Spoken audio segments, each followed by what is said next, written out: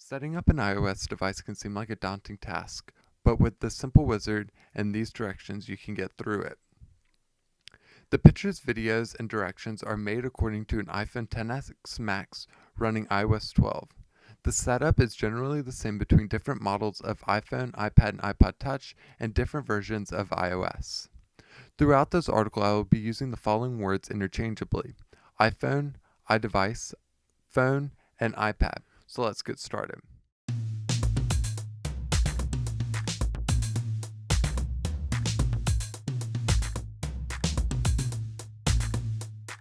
Step 1 is to choose your language from the list of supported languages. Choose your country and region. By choosing your location, you will only be provided apps and services that are offered in your location. For example, the News app, Apple Pay, and Siri are only available in select regions. A full list of apps and services availability can be found on Apple's website. The next step is Quick Start.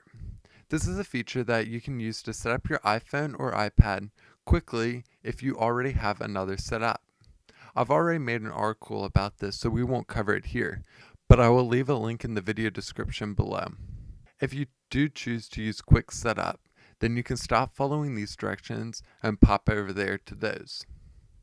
You can then come back here and pick up wherever that leaves off. Step 4 is connecting to a Wi-Fi network. So choose your Wi-Fi network from the list and enter the password. It is recommended that you use your private home network for this part. If you use your data plan from your cell phone carrier, then data rates will apply. The rest of the setup requires an internet connection to register your device. If your connection is slow or unavailable, then you can connect your phone to your computer and finish the setup using iTunes by clicking the Connect to iTunes button at the bottom. Apple takes to heart the importance of securing your personal data. They see it as a fundamental human right. The disclaimer that you are now seeing is Apple telling you just that.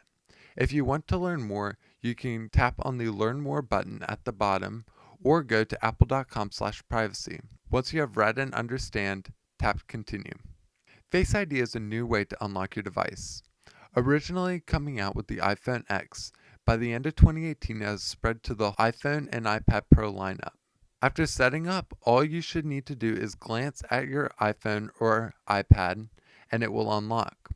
If you want to use this feature, then tap Continue, and if not, tap Setup later in Settings and continue to Step 8. Setting a password. Now that you have set up or skipped Touch ID or Face ID, it's time to set a password. If you have set up either Touch ID or Face ID, this will be a backup for if something goes wrong authenticating with either of those methods. The default option for setting your password is a 6-digit numeric password. For other password options, tap Passcode options above the keypad. Your options are the following: Custom alphanumeric, which is the most secure and is a combination of your choice of letters, numbers, and symbols using as many characters as you like. For example, your name 123. The next option is custom numeric, which uses numbers with no set length. For example, 7583028917883.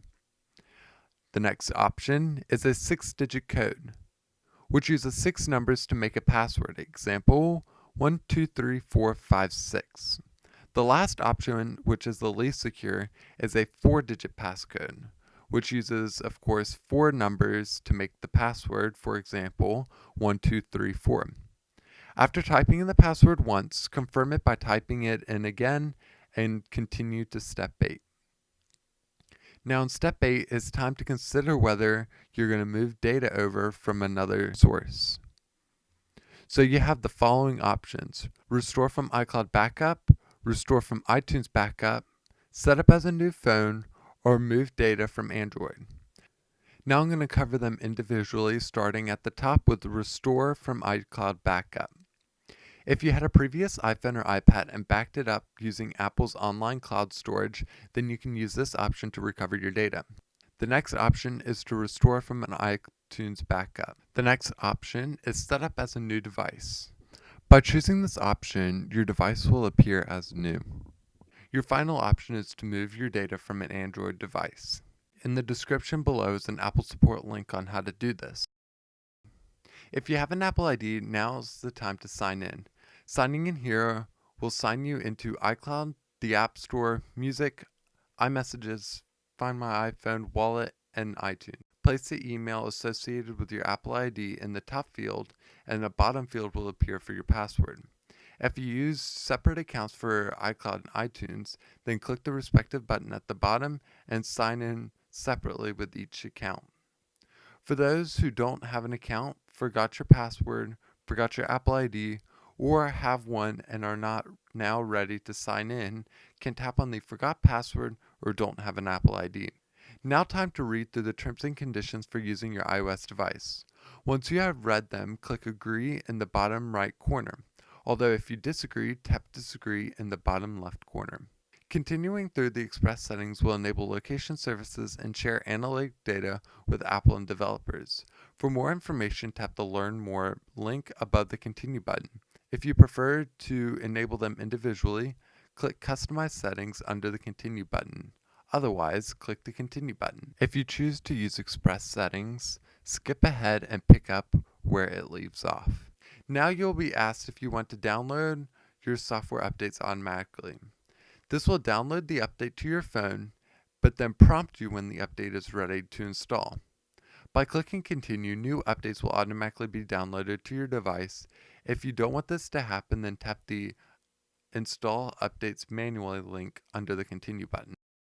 If you want to use iMessage or FaceTime for video or audio calling and messaging others with Apple devices, you can tap the Continue button.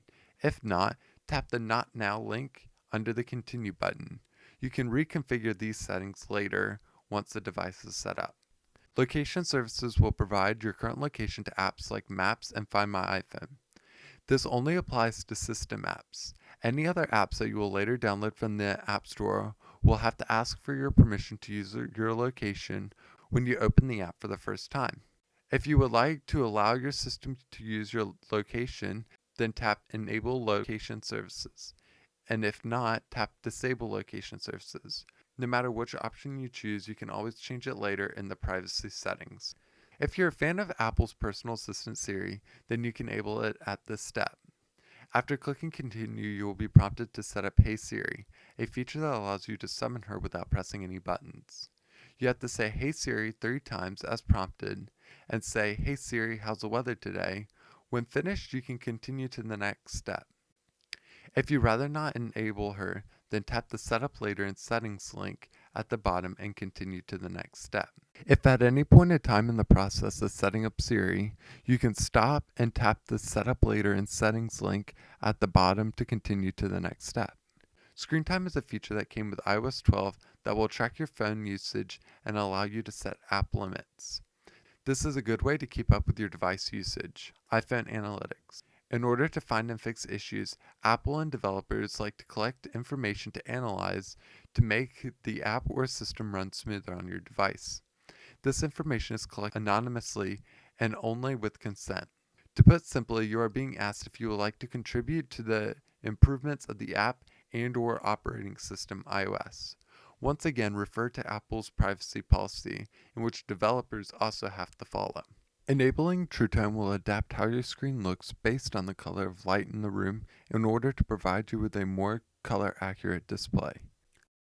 You have 2 zoom options: Standard, which has everything shrunk compared to the second option, which is Zoom, which has everything expanded and is perfect for those who need a bigger text size. You can click on the respective tabs at the top for a preview that will appear at the bottom with 3 examples in which you can switch between. If you have an iPhone 7 or 8, you know the home button is not real. Instead, it is replaced by a finger sensor and a vibration machine, referred to as a taptic engine. That being said, the taptic engine gives you 3 vibration options to simulate a real button. Tap on each number to test how it feels to choose your favorite. Depending on your device you're setting up, you will get a few tutorials explaining how to use device-specific features such as replacement gestures for the missing home button. After reading the description and looking over the graphics, click Continue. Now your iPhone or iPad or iPod Touch is ready to use.